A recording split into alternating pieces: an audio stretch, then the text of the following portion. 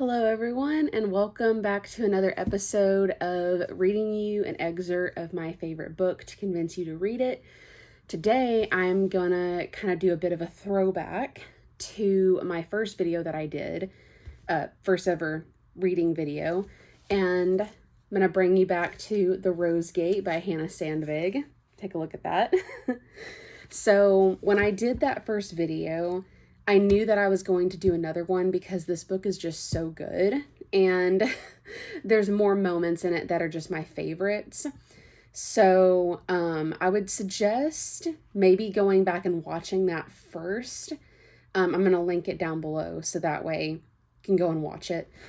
But anyway, that video has more stuff than what I'm going to do in this one, because this one is going to be a shorter excerpt, and that one I kind of did like a full chapter read, and I also read the blurb on the back. I'm not going to do that today.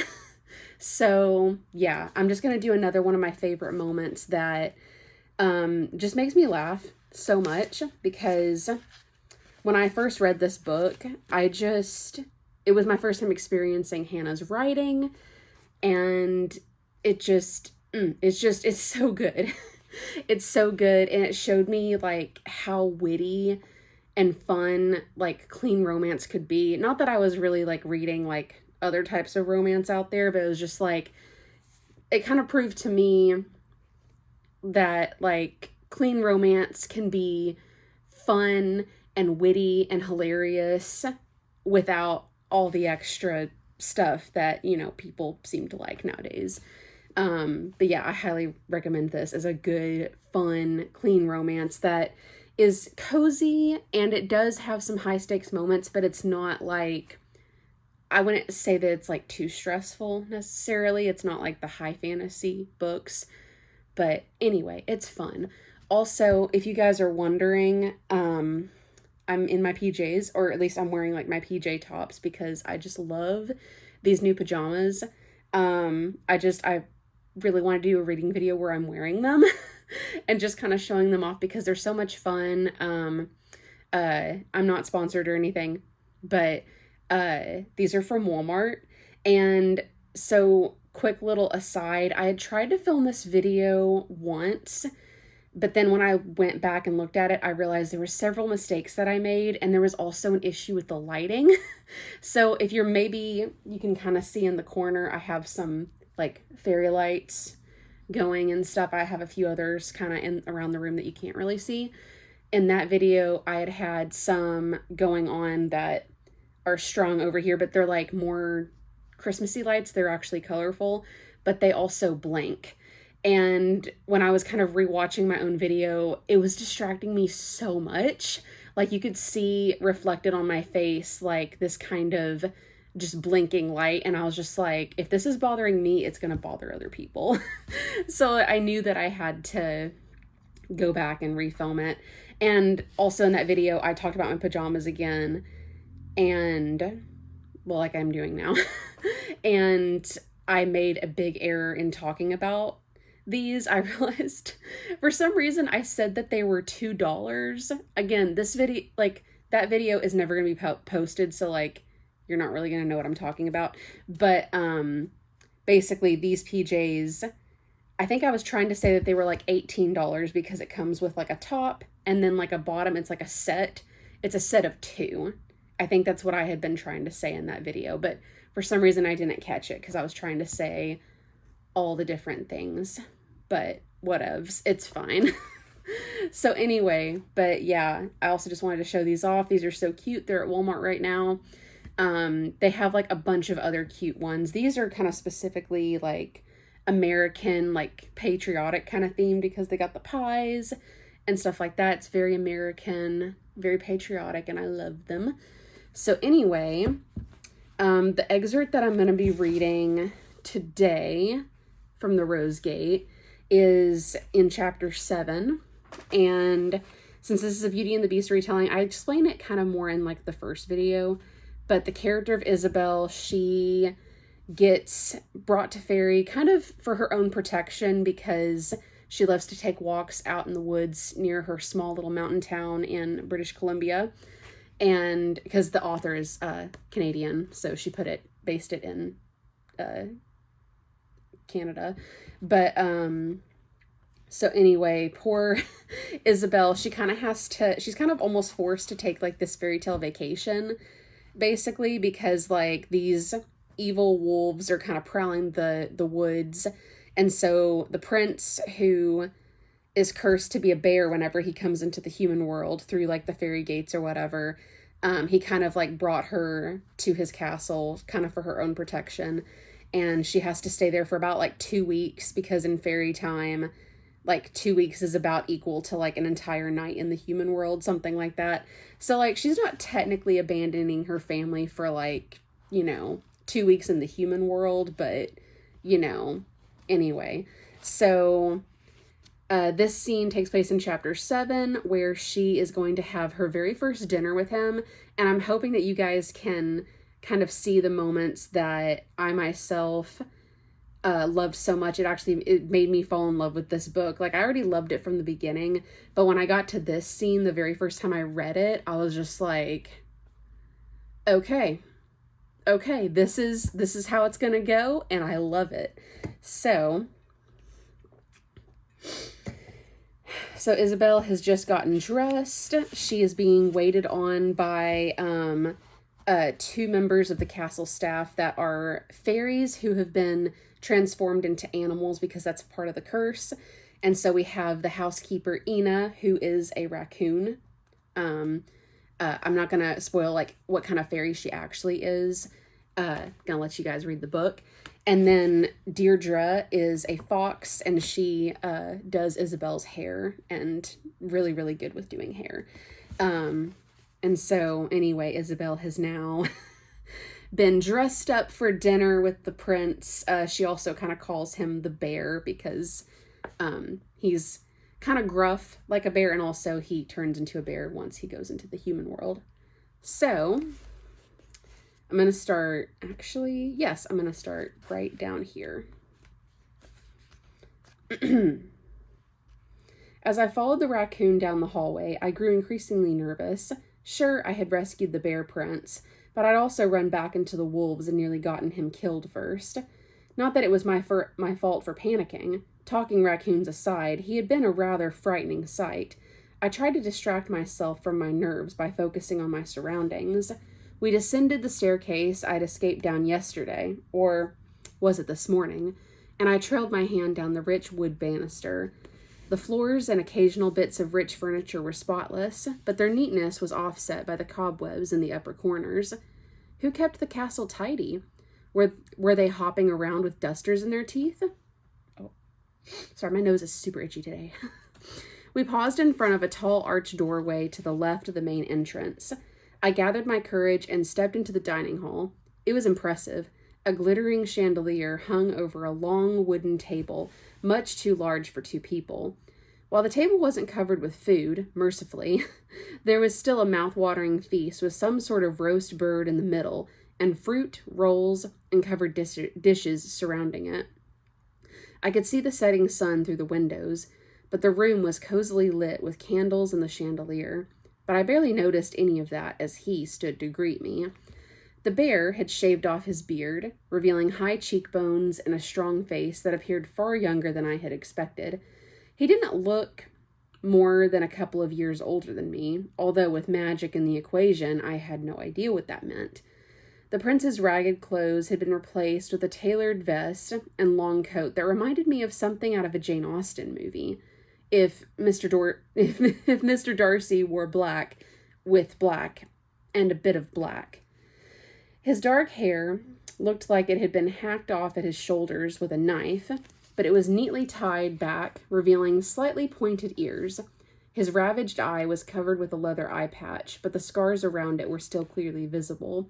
He was no less imposing for being cleaned up, as he towered at the end of the table, and even with the scars, he was shockingly handsome. The food smelled delicious, and my stomach grumbled loudly into the silence, reminding me to get on with the eating part of the evening. I made my way to the empty place setting, feeling a bit silly in my bare feet. Side note, they couldn't find shoes in her size. The prince's good eye widened as I approached, and it didn't appear to be from appreciation. "Where," he said through clenched teeth, "did you get that necklace?"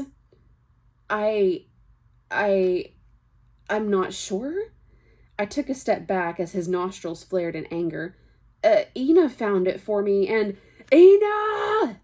I swear the chandelier shook a little from the force of his bellow. The raccoon scampered in and sat calmly by his feet. "Sir?" "Why is she wearing Neela's necklace?" His words were punctuated by a fist on the table that made dishes rattle and me jump.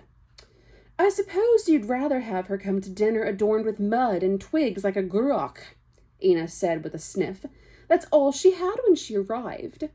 A low growl started in his throat.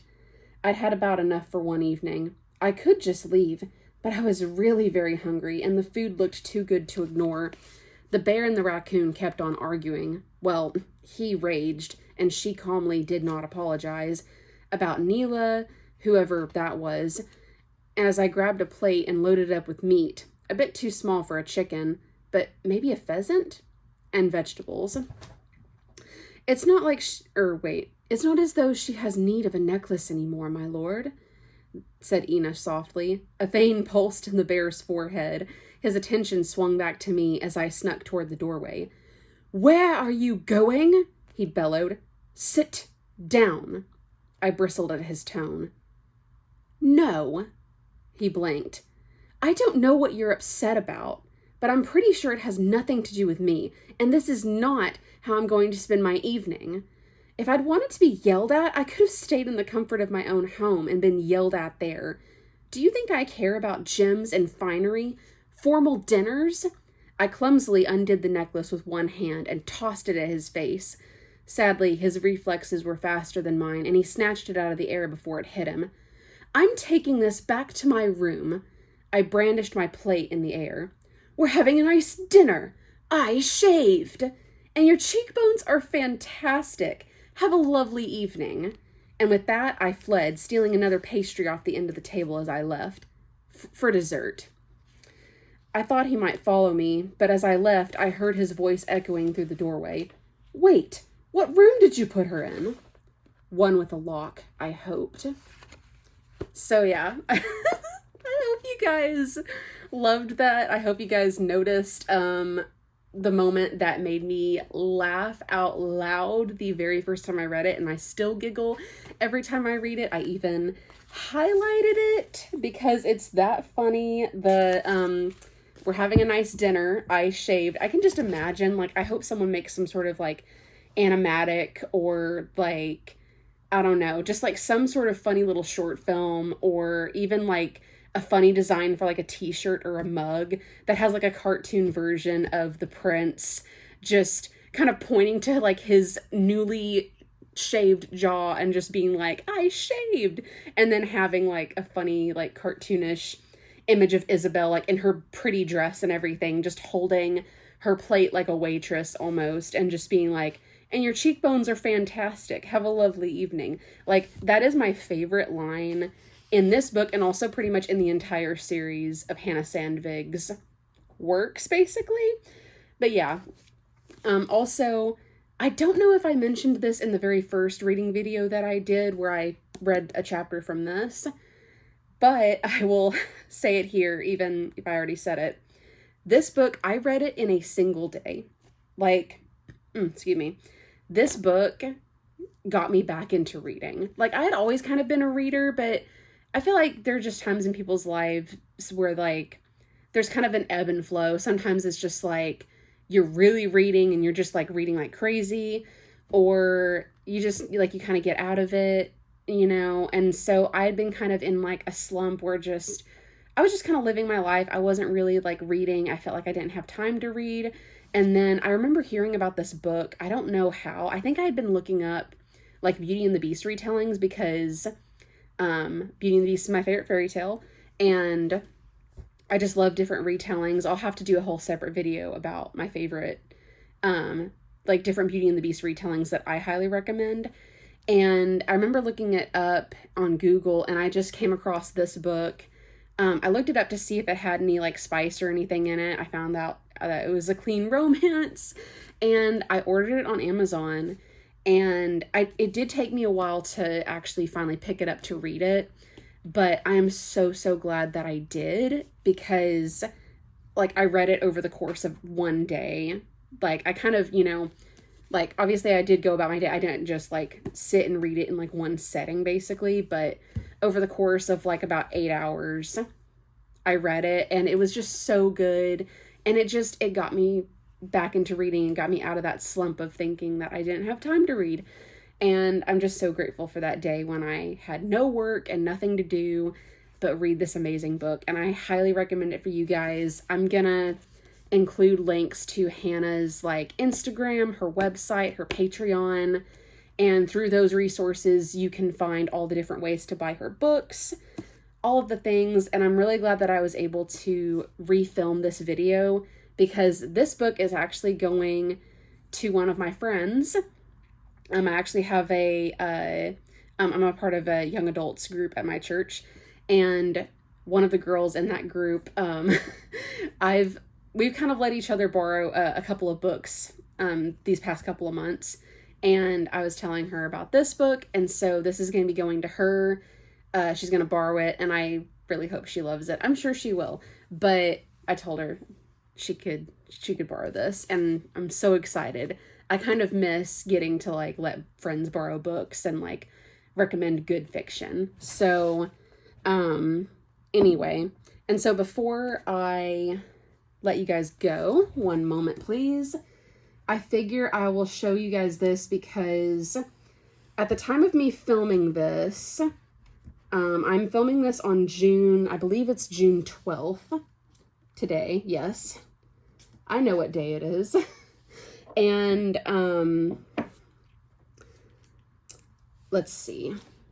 And I've already filmed a video that is showing you guys, it's a tour of all of my bookshelves. And that video is not going to include, let me actually just show you. Sorry, guys. This, yes. So my book tour video is not going to show you these two, because I think I mentioned in my book mail video where I unboxed these, I did mention that those had not come in yet. Or no, sorry, in the video where I unboxed them, of course they had come in, but I had mentioned that I had already filmed a bookshelf tour video, and so obviously they're not going to be in that video, which is going to be released next Thursday, the 19th. Yes. So that video is going to be released the 19th. This video as of now is going to be released this coming Tuesday. No, wait. Yeah, the 17th. The 17th. I think I'm getting these days right. I don't know. Let me know in the comments if I'm doing this wrong. But basically, I just wanted you guys to be able to look at how pretty. That's some of my swag that I got. But yeah, just look how pretty this is. Like they're all lined up. I wanted you guys to see it before this goes to my friend Alyssa for, well, however long it takes her to read it. But yeah, I hope you guys enjoyed this video. All the things. Also, I don't think I mentioned this in my bookshelf tour video, but I have a cute little fairy crown and everything. So yeah, which speaking of fairy crowns, Hannah Sandvig, I follow her on like everything. I'm saying a lot. She did say that the next series that she's working on is going to be like based in this world and everything. Like it's still going to be, all connected, but the next series she's going to work on is going to be called the Fairy Crown series. And this one is like the fairy tale romance series. But yeah, that'll be fun. And it's going to kind of continue some of the stories that are hinted at throughout these books. She also did mention another series that she's wanting to do that does take place in the world, but it's more of like a funny kind of cozy small town vibe type of book series. I don't know which is going to come first, so I don't want to like put words in her mouth, but just really quick to tell you guys this also, this book is getting a rewrite. Like she is currently rewriting it, planning on expanding it and like re-releasing it, because even she acknowledges it, but this one is not her strongest book. It's still good and everything, but it's like maybe not her strongest. I'll talk more on that because I am going to do a separate video of talking about this whole series and everything. And I believe this summer or something like that, she's doing a Kickstarter to release a hardcover of this book, The Lily Gate. So, go and follow her and just stay tuned for all of that. But anyway, thank you guys so much for watching. And I will, also that's cute. And I will see you guys in the next video. Bye!